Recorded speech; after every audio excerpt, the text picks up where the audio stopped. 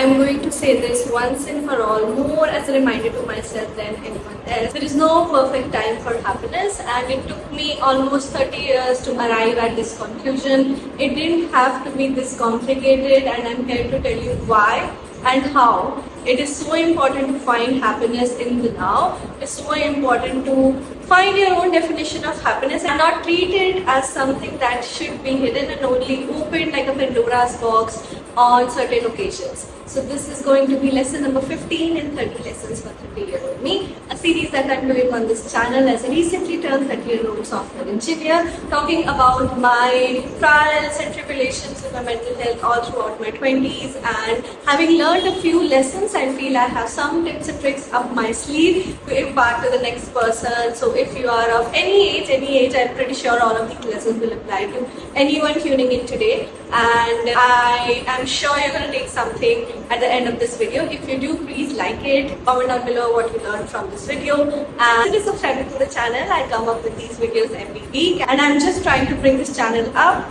Your support, your comments, your engagement is always welcome. If not, it's okay. You can tune in on other videos. With that said, let's get into today's.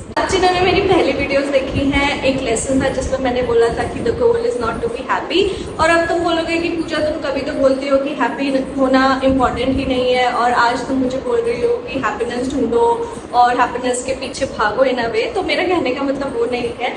अगर तुमने उस video को ध्यान से देखा होगा या उस लेसन में से कुछ सीख निकली होगी, तो वो ये भी है कि हैप्पीनेस बहुत छोटी छोटी चीज़ों में ही मिलती है, और कैसे उन छोटी छोटी चीज़ों में ही ढूंढना कितना इम्पोर्टेंट होता है।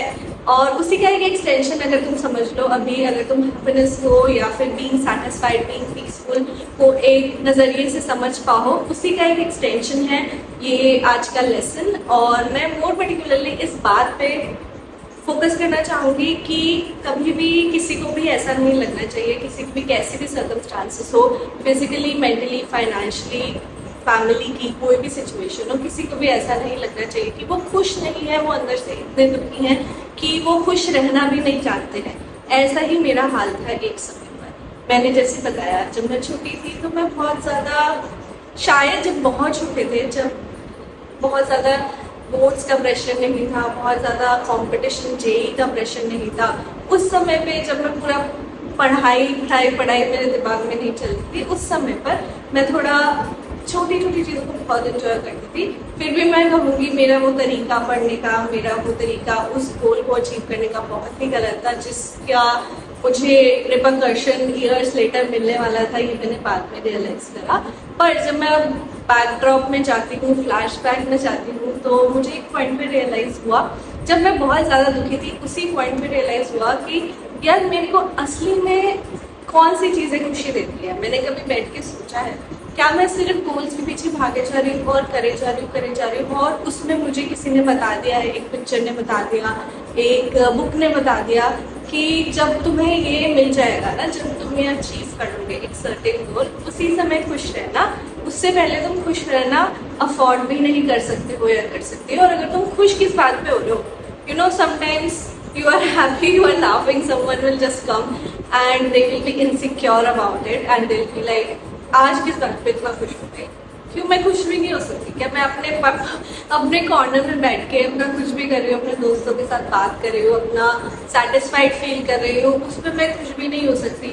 शायद बहुत सारे हम लोग खुश नहीं हो पाते, या फिर हमारे पास सब कुछ रहते हुए भी हमारे पास वो अप्रोच नहीं होती, तरीका नहीं होता, समझ नहीं होती कि कम में कैसे खुश रहें, ज़्यादा में कैसे खुश रहें। खुश रहना कभी कभी एक चॉइस भी है, और उसके साथ ये नहीं होना चाहिए कि जब मुझे वो मिल जाएगा, वो चीज़ मिल जाएगी तो ही मैं खुश होंगी या तभी मैं खुश हो पाऊँगा, और उसके बिना मेरी ज़िंदगी जैसे चल रही है चलते रहते हैं, और तिल के उस मोमेंट का वेट करेंगे जब हम एक्चुअल में खुश फील कर पाएंगे।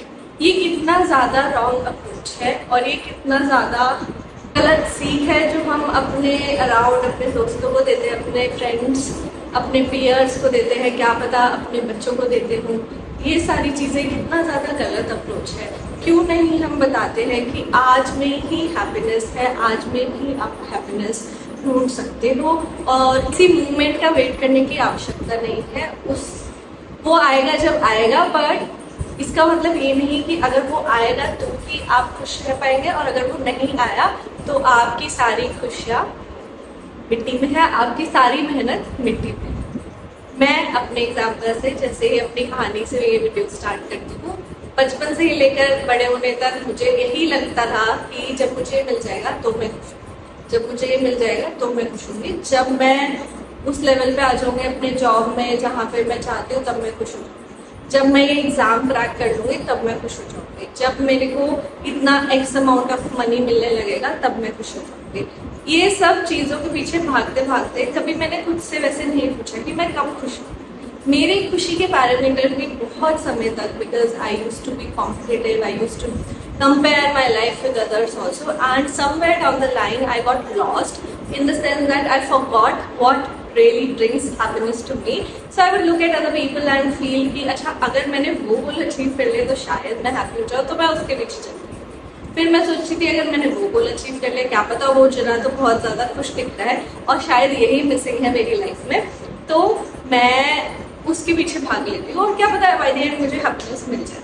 इसी का एक एग्जाम्पल है, आपको पता ही होगा कि फर्स्ट जॉब जो मैंने अपना क्विट किया था because of mental health reasons, I immediately jumped into thinking that अब मैं बहुत पढ़ाई करूँगी और मैं बहुत ज़्यादा अपने आप को प्रूफ करना चाहती थी मैं, क्योंकि बहुत समय से चीज़ें अच्छी नहीं हो रही थी और बहुत समय से मुझे ऐसा लग रहा था कि मेरे अंदर कैपेबिलिटी नहीं है कुछ अचीव करने की, और जो कि बहुत लाजमी है। If you are in a very bad mental state, you shouldn't be feeling the need to prove yourself, you shouldn't be feeling the need to go after a big goal because you don't have the mental capability at that time. I'm not saying you will never have it, you will have it, but first you need to fix that problem. But मैंने क्या किया, मैंने सोचा कि चलो अब मैं जाती हूँ और मैं बेस्ट से बेस्ट जॉब लूँगी और मैं अपने आप को प्रूव करूँगी that I have it in myself and I will prove it to everyone, okay. But why do I need to prove things to others? I don't get it.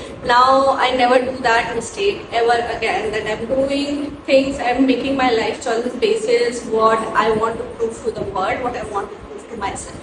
I don't want to be reactive in that sense. I sit down, sit with my thoughts and then think कि मुझे क्या करना है, क्यों करना है, इस चीज़ में कितना एफर्ट लगेगा, इसके एंड पे मैं क्या अचीव करना चाहती हूँ और वो मेरी लाइफ में वैल्यू ऐड कैसे करेगा, मेरी लाइफ कैसे दिखेगी अगर मैं उस पाथ पे जाऊंगी जब मैं कर रही होंगी और towards the end of it when I have achieved it. So then I do that trade off, then I do that calculation कि क्या कर सकते हैं क्या नहीं कर सकते, और उसकी बेसिस पे मैं उस डायरेक्शन में जाऊंगी। उससे पहले जाना इज लाइक बेवकूफ़ी, उससे पहले जाना जस्ट बिकॉज आपने देख लिया कि अच्छा वो तो सबसे बड़ी गाड़ी खरीद रहा है, वो तो सबसे बड़ी बढ़िया सा घर खरीद लिया उसने तो, और ये सब गोल आपके होने चाहिए, आपको पता होना चाहिए कि आपको क्यों करना है, तभी आप उनमें इन्वेस्टेड भी रहोगे, तभी आप उनमें बहुत ज़्यादा एफर्ट लगा पाएंगे without feeling bogged down, without feeling like it is a chore for you, right. अभी मैं यहाँ पे वीडियो बना रही हूँ, मुझे तो बहुत मज़ा आ रहा है, मेरा दिन बहुत हेक्टिक रहता है, मैं बता भी नहीं सकती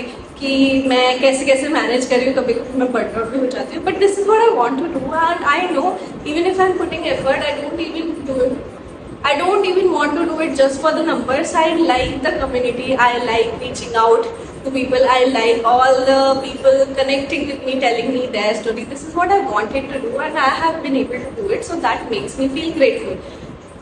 I don't see any of my friends doing this and there is a reason, because it doesn't speak to them and they are enjoying their life with the goals that they have, and that is how things should be. Like they shouldn't feel the need to look at me and be like I also want to do what she is doing, and same I shouldn't also feel the need to do what they are doing and just confirm my life choices basis ये बंदा ये कर रहा है वो बंदा ये कर रहा है, ये अलग बात है। बट ये जो हैप्पीनेस का पैरामीटर है मुझे लगता है मेरे दिमाग में हमेशा इसलिए लगता था क्योंकि मुझे हमेशा से समझाया गया या मैंने बुक्स में पढ़ा कि सफरिंग जब तक आप नहीं करेंगे ना किसी प्रोसेस में, तो सफरिंग इक्वल्स टू हार्डवर्क, और हार्डवर्क में ये भी है कि आप फेल होंगे, आप दुखी होंगे और उसके बाद towards the end of it आप वो माउंटेन रीच कर जाएंगे इतने स्ट्रगल के बाद। ऑफ कोर्स लाइफ तो स्ट्रगल है, लाइफ में बहुत ज़्यादा स्ट्रगल आपको होने वाला है, कुछ आपके कंट्रोल में रहेगा, कुछ आपके कंट्रोल में नहीं रहेगा, पर इसका मतलब ये नहीं कि आप हमेशा उसी पैरामीटर पे अपनी उस प्रोसेस को मेजर करें इन द सेंस ऑफ कि कितना मैं सफ़र किया या करी इस प्रोसेस के दौरान। और इन दी देखो मैंने उसके against all odds the underdog stories मैंने कैसे अपने आप को प्रूव करा। जब मैंने अपनी जॉब छोड़ी, जैसे मैं बोल रही थी, मैंने सोचा कि अब मैं ज़रूर ये करूँगी और मैं instead of going to therapy, instead of seeking out tools that I have at my hand, that I had at my hand, I had the money, I had some savings, I was able to sustain myself in Bangalore, right? For almost like 8 months, I had that much saving. I had more savings even then. And I could have invested that money in actually seeking out medical help. Just a second. In actually seeking out medical help. And investing that time, like a few months, in resetting my life, in understanding what is happening, in understanding what is going wrong. Instead what I did was मैं फिर से leet code करने बैठ गई, फिर से मैंने पढ़ाई करनी स्टार्ट कर दी, फिर से मैंने इंटरव्यू देनी स्टार्ट कर दी। और जब आप इंटरव्यू देते हो आपको पता होगा टेक में आपको कितने रिजेक्शंस मिलेंगे, आपको कितनी बार अपनी सेल्फ वर्थ को क्वेश्चन करोगे, कितनी बार आपको हेल्प चाहिए होगी। तो instead of rebuilding my confidence and self-worth first, I plunged myself into a different process where it is expected of you to embarrass yourself, it is expected of you to fail, and fail I did. I failed so many times. I almost gave 100 interviews. किसी को पता हो तो ठीक है, किसी को नहीं पता होगा क्यों पता होगा, पर मैंने 100 इंटरव्यू दिए होंगे, 100 जगह मैंने बहुत ज़्यादा एंजाइटी में अपने आप को वहाँ बैठाया और with the sense of failure कि मैं फेल कर जाऊँगी, there is lot of possibility I will fail. I sat there and it was almost like a plunge, another dagger in my self-worth again and again and again. It never helps you. Instead, उसके बाद मैंने जब finally अपना startup join करा, जिस startup में मैं काम करने गई, फिर उसके बाद thankfully I got a job and then I realise I really do need to do therapy. So I started therapy around that time. So I would do my job. There is a new job where you need to invest a lot of time in understanding new product, new stuff, connecting with other people, and to top that I am also doing therapy, which in itself is a really big process, in itself is a very annoying process. Imagine having to unload years of mental health issues and it takes time. So instead of using that time that I could have used before, I found myself doing that same thing now. I was able to get around it, I was able to do it, but मैं आज तक सोचती हूँ कि जब तुम्हारे पास समय था तब तुम बैठ के आराम से एक प्रोसेस के ऊपर फोकस कर सकती थी, किसी ने तुमको मना नहीं करा था, तुम्हारे पास सब कुछ था, तुम्हारे पास तुम्हारे पेरेंट्स का सपोर्ट था, तुम्हारे पास तुम्हारे पार्टनर का सपोर्ट था, तुम्हारे पास मनी था और टाइम था, जो कि हमारे पास नहीं होता है। आप तो मेरे पास है ही नहीं टाइम। तो उस समय मुझे ऐसा लगा कि अपनी हैप्पीनेस को मैंने एक डिफरेंट पैरामीटर पे लगा दिया कि अगर मुझे ये बेस्ट कंपनी में एक्स कंपनी मैंने लिखी थी, ठीक है मैं अभी नहीं बोलूँगी, पर उसमें अगर मेरे को जॉब मिल जाएगी तो ही मैं खुश रहूँगी और उसी दिन मैं खुश रहूँगी। उससे पहले मुझे खुश रहने का कोई हक भी नहीं है क्योंकि मैंने अपने आप को खुद से प्रूव नहीं करा है और जब तक मैंने अपने आप को खुद से प्रूव नहीं करा है तो मैं क्या ही करूँगी। I didn't get into that company, just a disclaimer, and I am doing so much better now. I am happy. I don't think so. It is good to have a mission. It is good to target that company that you want to go to. I am not saying किसी को नहीं करना चाहिए, सबको करना चाहिए, जिसके जितने भी ड्रीम्स हैं, अरमान है, सबको करना चाहिए। बट अगर वो नहीं हो रहा है तो इसका मतलब ये नहीं है कि आपकी लाइफ में कुछ खराब है और आपको अपनी हैप्पीनेस होल्ड ऑन करनी है। ये सारी चीज़ें शायद लोग पार्टनर्स में भी करते हैं, ये सारी चीज़ें शायद लोग पैसे को लेके करते होंगे, अपनी फिटनेस का तो मैंने किसी को देखा नहीं, बट बहुत सारी चीज़ों में लोग बोलते हैं कि जब मुझे ये मिल जाएगा तभी मैं खुश रह पाऊंगी या खुश रह पाऊंगा। और तब तक दिल के सफ़र करो क्योंकि स्टोरी चल रही है मेरी, जहाँ पे मुझे सफ़र करना इम्पॉर्टेंट है और by the end of it मुझे like a honey pot at the end of the rainbow तभी मुझे मिलेगा, या फिर पहाड़ चढ़ के मुझे तृप्ति मिलेगी। नहीं, आज भी तृप्ति मिल सकती है। सब चीज़ें आप एक स्टॉइसिज्म की नज़र से देखो कि चीज़ें लाइफ में चल रही हैं, आपके गोल्स चल रहे हैं और आप उनके साथ साथ चलते रहे। उन कॉम्प्लेक्सिटीज़ में आपकी लाइफ आउट ऑफ कंट्रोल होगी ही, आप उसको क्यों और कॉम्प्लिकेट करना चाहते हो एक अंडरडॉग स्टोरी क्रिएट करके, एक अपने आप को नेगेटिव थॉट्स में डाल के कि मैं हमेशा ही मेरे साथ हमेशा ऐसा ही होता है, मैं अपने आप को प्रूव करूँगा या करूँगी और फिर मैं जब कर लूँगी तब भी मैं हैप्पी रहूँगा या रहूँगी। और हैप्पीनेस कोई एक बड़ी सी चीज़ है। आज में मैं ये जो खाना खा रहा हूँ या खा रही हूँ, जो मेरे सर पे छत है, उसमें कोई हैप्पीनेस नहीं है, ये तो सभी के पास है। मेरे को क्या करना, मैं तो तब हैप्पी होऊंगा या होंगी जब मैं I would be at the top of the world, I would be at the top of my career. Okay, it will take time, it is not going to happen today, and if it is not going to happen today, it's important to find that happiness today, because तुम ऐसे करते करते तुम्हारी life से 4 moments नहीं है, तुम्हारी life वो है जो तुम एवरीडे जीते हो, एवरीडे जो सांस ले रहे हो, सबसे इंटरैक्ट कर रहे हो, खा रहे हो, पी रहे हो, वो तुम्हारी एवरीडे लाइफ है। और उस तक पहुंचने के लिए भी बहुत लंबा सफ़र है, और अगर तुम उस सफ़र में सस्टेन भी करना चाहते हो या चाहती हो अपने आप को, तो आपको धीरे धीरे वहाँ पे पहुँचना है, और उस धीरे धीरे में रास्ते में भी खुश रहना चाहिए। It is not about the destination, it is about the journey. Now, ये तो हुई मेरी कहानी। Let's get into why. Actually, why it is important to not hold off your happiness, and why in life there's going to be so many things that are going to bog you down. You don't need another factor, another mental model that is just going to complicate your thinking and that is just going to keep you curb your inner happiness that you are so desperately waiting for, right? हम लोग थोड़ा सा चाहते हैं कि हम शांति से रहे, पीसफुली रहे, और जो चीज़ें हमारे कंट्रोल में उनको कंट्रोल कर पाए, और जो चीज़ें नहीं है उनको लेट गो करें। ये बहुत सिंपल सी बात मैंने बोल दी, करना बहुत मुश्किल होता है। तो क्यों, अगर आप समझ पाएंगे ये इम्पॉर्टेंट है, तो आप ये भी समझ पाएंगे कि कैसे इसको करना। तो क्यों इम्पॉर्टेंट है आज में हैप्पीनेस ढूंढना, क्यों इम्पॉर्टेंट है अपनी हैप्पीनेस को पुट ऑफ नहीं करना। First and foremost point, as I said, तुम्हारी लाइफ कभी भी तुम्हारे कंट्रोल में नहीं होने वाली है। Life is always uncertain. You don't know कि कल क्या हो जाए। तुम्हें ये भी नहीं पता कि तुम 5 साल बाद रहोगे भी या नहीं, 10 साल बाद। जैसे हमारे सबके गोल्स होते हैं कि जब मैं रिटायर हो जाऊंगा या जब मैं रिटायर हो जाऊंगी तब मैं रिलैक्स करूँगा। मेरे को एक पॉइंट पे ये रियलाइजेशन आई थिंक 4-5 साल पहले ही हो गया था।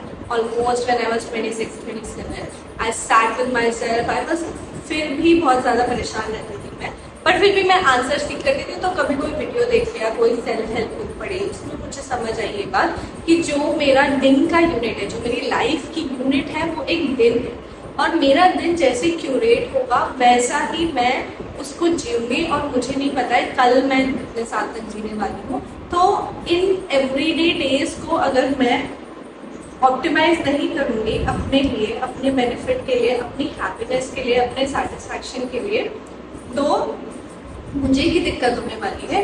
इसलिए हर चीज़ का स्पेस होना चाहिए एवरीडे। 1 दिन, 2 दिन, 1 हफ्ता ऊपर नीचे प्रायोरिटी चेंज हुई, वो अलग बात होती है।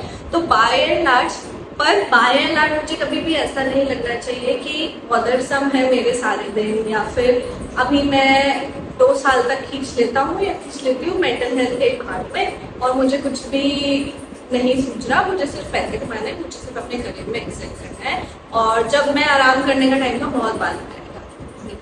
आज ही का दिन इम्पॉर्टेंट है। लाइफ बहुत अनसर्टेन है। मेरे से देख लो, मेरी लाइफ बहुत अनसर्टेन रही। मैं क्या भी बताऊँ, मैं यहाँ पे मैं उस सैड स्टेट में नहीं जाना चाहती, क्योंकि फिर वो बहुत ज़्यादा हैवी स्टफ हो जाता है। पर मेरी लाइफ में बहुत अनसर्टेन चीज़ें हुई, चेंजेस आते रहे, बहुत सारे डिसीजन मुझे उस हिसाब से लेने पड़े। उन सेंस में मेरे लिए बहुत इंपॉर्टेंट था कि मैं एक सर्टिनिटी, स्टेबिलिटी लाऊँ, एक एंकर लूँ।